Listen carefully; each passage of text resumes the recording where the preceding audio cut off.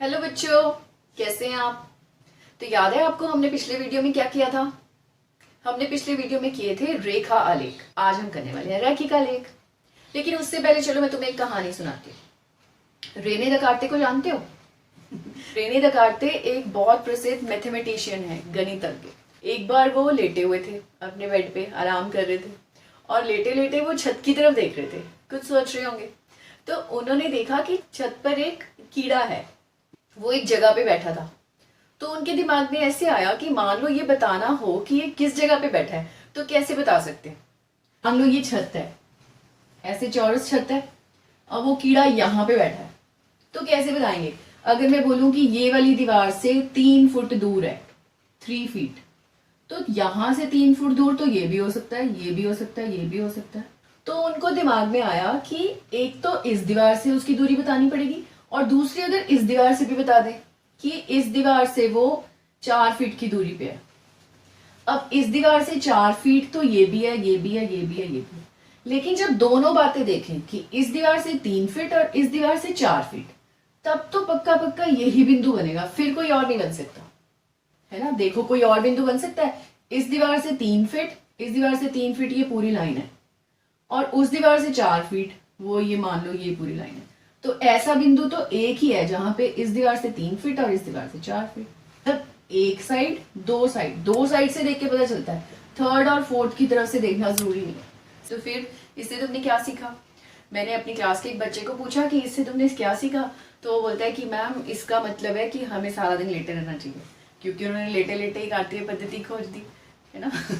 ऐसा नहीं है। इससे तुम्हें ये सीखना चाहिए कि जब वो आराम भी करते थे तब भी वो मैथ्स के बारे में ही सोचते रहते थे, है ना कमाल। चलो आगे चलें। तो फिर तुम बताओ कि ये मैंने बिंदु लगाया, तो ये इस बोर्ड पे कहां पर है। उसके लिए हमें क्या करना पड़ेगा। इस तरफ से भी इसकी दूरी और ऊपर से भी इसकी दूरी, या फिर नीचे से भी इसकी दूरी। अगर वो नाप ले तो हम एग्जैक्टली बता सकते हैं कि ये बिंदु कहां पर है। अच्छा ये भी बताओ, तुमने कभी संख्या रेखा देखी है? बिल्कुल देखी है। होती है ए यूं, इसके ये बिल्कुल बीचों बीच 0, 1, 2, 3, 4, 5, -1, -2, -3, -4, -5। लो मैं एक संख्या रेखा और बनाऊं, ये ऐसे है ना क्षैतिज। मान लो एक ऐसे बनाऊं यूं सीधी खड़ी हुई, और यहां से शुरू करूं उसे, इस शून्य से। यहां ऊपर की तरफ आ जाएगा यही 1, 2, 3, 4, 5, 1, और नीचे की तरफ क्या आ जाएगा, -1, -2, -3, -4, -5, -6। को हम बोलते हैं एक्स अक्ष और इसको हम बोलते हैं वाई अक्ष। ठीक है। अब मानो कि हम सिर्फ इस एरिया में रहें, क्योंकि यहाँ पे ये भी जमा वाले हैं, ये भी जमा वाले हैं। इस कोई बिंदु बोलूं कि एक्स होगा उसका 5 और वाई होना चाहिए 3। पहले एक्स लिखते हैं बाद में वाई। एबीसीडी में भी पहले एक्स आता है बाद में वाई, तो यहां पर भी पहले एक्स बाद में वाई। एक्स का मान है 5, तो 5 कहाँ है, ये रहा 5। और वाई का मान कितना है 3, तो ये है वाई पर 3। यानी इधर से 5 की सीध में और इधर से 3 की सीध में, ऐसे। ये जो बिंदु है ना, ये है हमारा ये वाला बिंदु। मान लो हम इसका कोई नाम रख देते हैं पी। पी बराबर है 5,3। यानी जो एक बिंदु को उसकी जगह निर्धारित करने की विधि है ना, यही है कार्तीय पद्धति। और ये जो ऐसे बना देते हैं ना किसी भी यूं 2 संख्या रेखा बनाकर, इसे हम बोल देते हैं कार्तीय तल। अब मान लो कि एक और बिंदु है Q। Q बराबर है 3,5। तो क्या 5,3 और 3,5 एक ही बात है? करके देखो। पहले x बाद में y, तो पहले x यानी कि 3, x है 3 और y लेना है 5। y पर 5 कहाँ है, यहां। तो 5 इसकी सीध में और 3 इसकी सीध में, तो ये बिंदु बना यहां पर। तो अलग है, P बिंदु यहां है, Q बिंदु अलग। एक प्रश्न देखें। एक में बिंदु 4,3 अंकित कीजिए। क्या ये वही बिंदु है जो 3,4 दर्शाता है? तो क्या क्या दिए हुए इसके निर्देशांक। निर्देशांक क्या होते हैं, यही x और y का मान, यानी 4 और 3। तो देखो x पे 4 कहाँ है, यहाँ है, और 3 कहाँ है, यहाँ। तो इसकी बिल्कुल सीध में यहां होगा पहला बिंदु। और दूसरी बार हमें x 3 लेना है और y 4 लेना है। तो x 3 ये रहा और y 4 ये रहा, यानी इसकी सीध में, यानी कि ये बिंदु। तो ये बिंदु सेम नहीं है, अलग अलग है। हमने पहले भी एक और उदाहरण से देखा है ना। 4, आकृति 15.14 देखकर निम्न बिंदुओं की स्थिति के लिए उपयुक्त अक्षर चुनिए। तो x अक्ष पर गिनते लिखिए 1 2 3 4 5 6 7 और y अक्ष पर भी 1 2 3 4 5 6। और देखो अलग अलग जगह पर कुछ बिंदु अंकित किए हुए हैं, A B C D E F G। तो बता सकते हो A कहाँ पर है। A है x की सीध में 4 पर और y की सीध में 5। तो हम लिख सकते हैं 4,5। तो इन्होंने निर्देशांक दिए हैं और हमने बताना है कि कौन सा बिंदु है। तो पहला है 2,1, x का मान इस पर 2 के सामने, y पर 1 के सामने। E पर x का मान 2 है और y का 1 है, तो E होगा। 0,5, तो x का मान कितना है 0 और y का 5। तो x का मान 0 का मतलब है यहां, यानी y अक्ष पे ही कहीं पे होगा। y का मान है 5, तो ढूंढो y पर 5 का है, ये रहा। यहां पर x का मान 0 हो, उसका मतलब है कि जो बिंदु की बात हो रही है वो पक्का y अक्ष पर होगा, और अगर y का मान 0 हो तो उसका मतलब है कि पक्का x अक्ष पर होगा। ठीक है, तो यहाँ पे हमारा उत्तर है B। उसके बाद है 2,0, यानी x का मान 2 और y का मान 0। तो बताओ ये कौन से अक्ष पर होगा। y 0 है ना, तो ये x अक्ष पर होगा। x अक्ष पर 2 ढूंढो, ये रहा। तो ये कौन सा बिंदु है G। बिंदु A के निर्देशांक, A के निर्देशांक बताओ, मतलब A बिंदु पर x और y का मान बताओ। A बिंदु x अक्ष पर 4 के बिल्कुल सामने है और y पर 5 के सामने। तो क्या लिखेंगे 4,5 या 5,4। पहले x बाद में y, तो 4,5। उपदेशांक, तो f कहाँ है।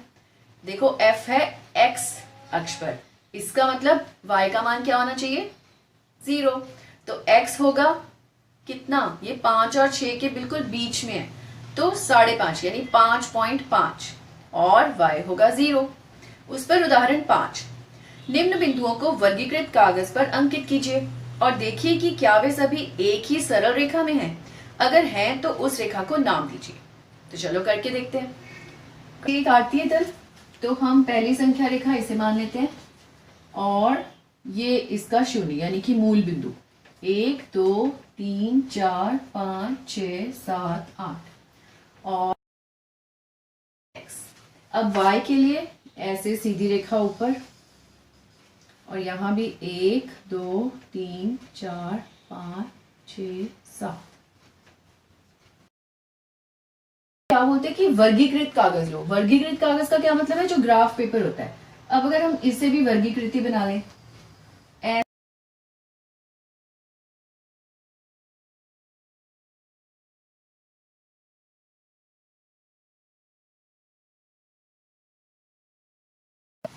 तो ये बन गया वर्गीकृत कागज। वर्गीकृत का क्या मतलब है, जो वर्गों में बटा हुआ है, छोटे छोटे बॉक्सेस में। ठीक है, 0 कहाँ है, x पे 0 और y पे 2 यानी कि ये बिंदु। फिर x पे 0 y पे 5 यानी कि ये बिंदु। फिर x पे 0 और y पे 6। फिर x पे 0 y पे 3.5 यानी कि यहाँ। तो अब ये कह रहे हैं कि क्या ये चारों बिंदु एक रेखा में है। बिल्कुल रेखा में। ये दो, इस रेखा को नाम क्या दें, इसका नाम तो पहले से है हमारे पास, ये है y अक्ष। ठीक है, और x का मान था 0 चारों बार। तो अगला देखो 1,1 यानी x भी 1 और y भी 1, तो यहां होगा 1,1। फिर है 1,2 यानी x 1 y 2, तो यहां पर। फिर 1,3 x 1 y 3। फिर 1,4 x 1 y 4। तो क्या ये चारों भी सीधी रेखा में है, बिल्कुल सीधी रेखा में है। और इस रेखा का नाम क्या होगा, इस रेखा का नाम, ये B है, ये C है, ये D है, इन बिंदुओं के नाम दिए हुए हैं, तो हमारी इस रेखा का नाम हो गया AD। AB भी बोल सकते हो, AC भी बोल सकते हो, BD भी बोल सकते हो, कुछ भी बोल सकते हो, क्योंकि रेखा तो वही रहेगी, उसको जितना मर्जी बढ़ा सकते हैं। ठीक है, 1,3 पर यानी x है 1 और y है 3, 1,3 यानी यहां बिल्कुल C के ऊपर। और 2,3 पर x 2 y 3 यानी कि यहां, ये है L। फिर m 3 यानी x भी 3 और y भी 3 यहां पर। और n है 4,3 x 4 और ये हो गया m और ये हो गया n। तो क्या ये भी सीधी रेखा में है? बिल्कुल सीधी रेखा में है, KLMN। क्योंकि हमेशा x का मान तो बदलता जा रहा है लेकिन y का मान 3 ही है, तो फिर दोबारा ये एक ही रेखा का नाम क्या होगा? कुछ भी बोल दो, KL, KM, KN या LM, LN या MN, कुछ भी ना। 2,6 x 2 और y 6, यानी कि यहां ये है W। x है 3,5, x का मान 3 और y का मान 5, और y है 5,3, यानी x का मान 5 और y का मान 3। ये x और ये y, ये था x, ये y, नया बिंदु। अब है x का मान है 6 और y का मान है 2, तो यहां पर ये हो गया z। तो अब बताओ क्या ये बिंदु भी एक रेखा में है? ये देखने के लिए हमें इनको मिलाना पड़ेगा।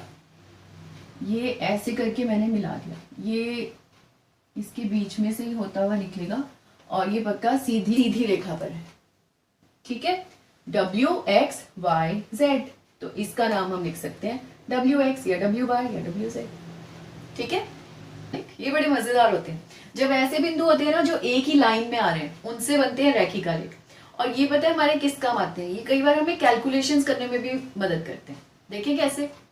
चलो, इनमें दो तरह के चर होते हैं, एक आते हैं एक्स एक्सिस पे, एक्स अक्ष पे, और एक आते हैं वाई अक्ष पे। तो जो ये वाला चर होता है ना, जो एक्स अक्ष पे आता है, उसे हम बोलते हैं मुक्त चर, मुक्त। और इधर वाले को बोलते हैं आश्रित चर। मुक्त मतलब इंडिपेंडेंट, जो आपकी चॉइस है, आपकी पसंद है। और आश्रित का मतलब है जो उस पे आश्रित है, उस पे डिपेंड है। वो बढ़ेगा तो वो भी बढ़ेगा या घटेगा, वो स्थिर रहेगा तो वो भी स्थिर रहेगा, ऐसा। ठीक, आश्रित चर क्या होता है ये बताने के लिए मैं तुम्हें एक स्टोरी सुनाती हूँ। एक बच्चा था, वो सारा दिन फोन पे लगा रहता था, फोन पे गेम्स खेलता रहता था और खाता पीता रहता था। कोई एक्सरसाइज नहीं, कोई एक्टिविटी नहीं। तो उससे क्या हो गया? वो मोटा हो गया, है ना। तो मम्मी उसे बोलती थी कि फोन पे ना लगो, फोन पे आना नहीं मानता था।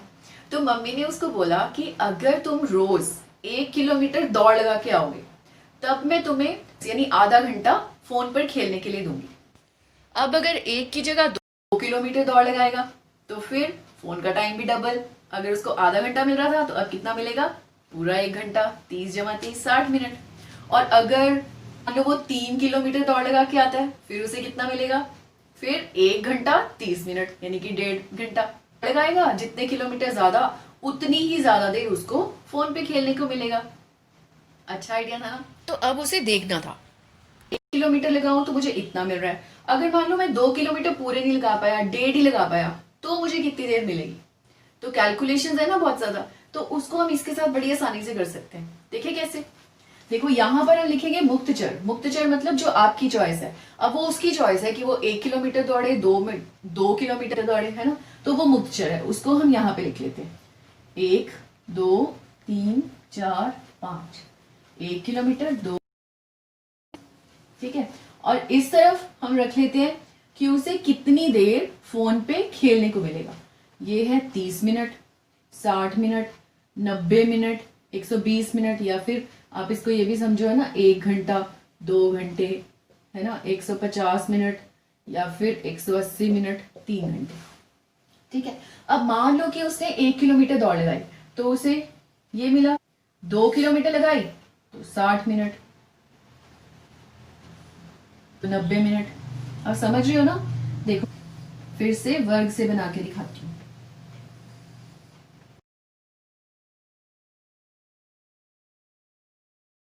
तो 1 किलोमीटर पे यहाँ, 2 पे यहाँ, 3 पे यहाँ, 4 किलोमीटर पे यहाँ, 5 किलोमीटर पे यहाँ, ऐसे ऐसे। अब जब हम इसे मिलाएंगे तो ये बिल्कुल एक सीधी रेखा बन जाएगी, बन जाएगी ना। आप स्केल से करोगे तो ज्यादा अच्छा रहेगा, है ना। अब हमें कैलकुलेशन करनी है कि अगर वो 4.5 किलोमीटर ही दौड़ता है तो देख लो इस बिंदु पे यहाँ पे पहुंचा, तो ये देख लो इसके सीध में मुझे कितने मिनट मिलेंगे? 120 और 150 के बीच में, यानी कि 135 मिनट। तो ये वो रेखालेख और रैखिकालेख में क्या फर्क है? जो रेखालेख थे उसमें आपने क्या देखा था कि कोई रेखा ऐसे, फिर थोड़ी ज्यादा ऊंचाई, फिर सीधी भी हो सकती है, वो अलग अलग रेखाखंडों से बनी हुई थी। लेकिन रैखिकालेख में क्या होगा कि हमेशा एक सीधी लाइन होगी। सीधी लाइन स्ट्रेट है तभी तो कैलकुलेशन में मदद कर रही है। तो चलो एक और उदाहरण देखें। एक बच्चे ने केक बनाना सीखा, तो केक की रेसिपी में उन्होंने बताया कि अगर आप 200 ग्राम मैदा लोगे तो आपको 150 ग्राम चीनी लेनी है। 300 ग्राम मैदे के लिए 225 ग्राम चीनी, 400 ग्राम मैदे के लिए 300 ग्राम चीनी। ठीक है, तो तुम बता सकते हो इसमें से कौन सा मुक्त चर है और कौन सा आश्रित है, मतलब मैदे की क्वांटिटी मुक्त है या चीनी की। मैदा तो हम इस हिसाब से लेंगे, हमको जितना बड़ा केक बनाना है, और जितना मैदा लेंगे उसके हिसाब से चीनी लेनी पड़ेगी, है ना। तो जो मैदा है वो मुक्त चर है, तो उसको हम यहाँ पे लिख लेते हैं मैदा, और ये आश्रित है क्योंकि मैदा ज्यादा लोगे तो फिर चीनी भी ज्यादा लेनी पड़ेगी, मैदा कम लोगे तो चीनी भी कम लेनी पड़ेगी।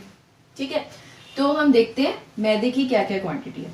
200 ग्राम मैदा ग्राम्स में, उसके बाद दिया हुआ है 300, फिर 400, फिर 600, तो यहाँ पे बीच में आ जाएगा 5। और इधर चीनी कैसे है, 150 ग्राम, 300 के केस में 225, फिर 400 के केस में 300।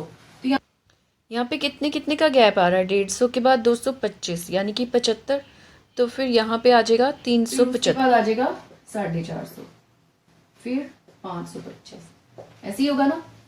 तो पहला चीनी यानी कि यहाँ 200 ग्राम मैदा, 150 ग्राम, 25 ग्राम चीनी, ऐसे। फिर 400 ग्राम मैदा और 300 ग्राम चीनी यहाँ पर। उसके बाद है 600 ग्राम मैदा और 450 ग्राम चीनी, ऐसे। अब इन चारों को मिला के देखते हैं तो कैसी रेखा बनेगी, ये सीधी ही बनेगी ऐसे। तो ये बन गया हमारा रैखिक आलेख। अब मान लो हमें पता करना है कि 500 ग्राम मैदा लें तो कितनी चीनी लगेगी, तो देख लो यहाँ पे इसी रेखा के ऊपर ये 500 इधर से ऐसे, यानी कि 375 ग्राम चीनी लगेगी। ठीक है, तो ये बन गया हमारा रैखिक आलेख। 15.3 का क्वेश्चन नंबर 2, निम्न तालिकाओं के लिए आलेख खींचिए। पहला है वर्ग की भुजा और उसका परिमाप। तो वर्ग आलेख बना सकते हैं, हम ले लेंगे वर्ग की भुजा यानी कि 2, 4, 6 ऐसे लिख लो, और यहाँ पे परिमाप के लिए संख्याएं लिख लो, और ऐसे करके एक आलेख बना लो। जैसे जैसे वर्ग की भुजा की लंबाई बढ़ती जा रही है वैसे वैसे उसका परिमाप भी बढ़ता जाएगा, है ना। तो पक्का ये रैखिक आलेख बनेगा। दूसरे में क्या, वर्ग की भुजा है 2, 3, 4, 5, 6, और अब उसका परिमाप नहीं है, अब उसका क्षेत्रफल है। क्षेत्रफल का क्या मतलब है, क्षेत्रफल का मतलब है वह उसी से गुना होगा, यानी 2 भुजा है तो 2 गुना 2, 3 भुजा है तो 3 गुना 3, है ना। तो अब ये तुम्हारा काम है, इसको करके देखो। अब परिमाप और क्षेत्रफल दोनों के लिए आलेख बनाओ और फिर बनाकर देखो कि कौन बन रहा है और कौन सा नहीं बन रहा।